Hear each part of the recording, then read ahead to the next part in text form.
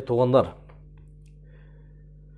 Баткен областында 61 жаштағы энени 30 жаштағы надан үйіне жеткирип коем деп машинасында талкала уруп больницага оор абалда жеткирип коюптур.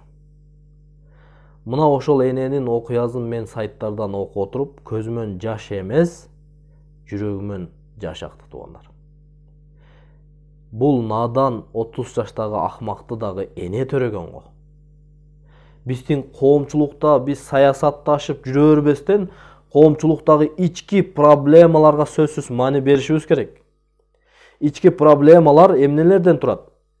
Сойкулардын көбөйүп бараткандыгы, жаш кыздарыбыз мектеп окуучуларды педофил бузукулардын айынан бактысына балта чабылыштыгы, төрдүн көркүндө сый көрө турган ата энелер каяктагы бир тарбиясыз бузукулардын колунан таякталыштыгы бул коомчулуктагы эң чоң көйгөйлөрдүн бири. Эгер биз ушулардын алдын алып бүгүндөн ойлонбосок, бүгүндөн баштап эртең кеч болот. Эртең кеч болгондугу келечек муун ушундай шалакы, ыймансыз, тарбиясыз, бузуку надандардын колуна өтүп калыштыгынан жараткан Кудай баарыбызды сактасын. Мен муногу эненин окуясын окуп отуруп сайттан, жана баласынын кайрылуун көрүп отуруп, көзүмөн эмес, жүрөгүмөн жаш акты. Көзүмөн эмес, жүрөгүмөн жаш акты туугандар. Акыр биз кыргызбыз го. Акыр биз мусулмандын баласыбыз го. Кантип ушул энесинен чоң адамга кол көтөрдү ушул бузукулар. Кол көтөрүп, ушул энесинен чоң пайгамбар жашка жетип калган энени ушинтип уруп талкалап өч алышы туурабы?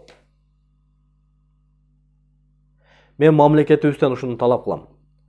Жаш кыздарды талкалаган бузуку педофилдерди, сойку эркектерди, сойку кыздарды жана ушундай улуу мундагы аксакал ата энелерге кол көтөргөн надандарды сөзсүз түрдө мыйзам негизинде эл алдында жазалап беришин мен мамлекетибизден талап кылам.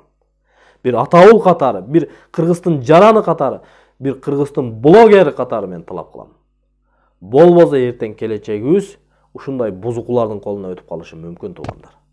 Алдын алайлы. Анда 61 жаштагы эненин баласын ыйлаган видео кайрылуусун сиздерге бөлүшөйүн. Көрүңүз.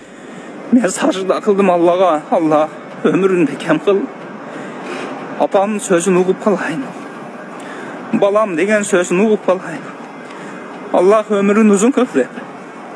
Алладан тіленіп жаман ойым болмады. Ей Құдайым өмірім бер деп. Ушунчалық Алладан тілеп шоқ авалда болдым. Емне күнөөсү бар деп. Эгерде мен апам күнөөсү болса, эркек киши менмин го мага келбейби дедим. Атама барбайбы деген ойдо калдым. Ушунчалык өтө жаман оордо калдым. Эне бул эне деген. Жетip kelişin hareketini kıldım. Geldim, yeneyken. Apa, oruğundu berci kötüreyim apa desem. Apam ontulup, can balam, oruğumdu özümele kötüremin balam dep.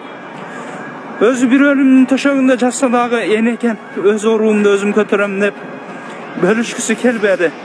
Balası ekem çok balam özüm kötürem dedi. Enelerdi karagıla, kızınardı karagıla.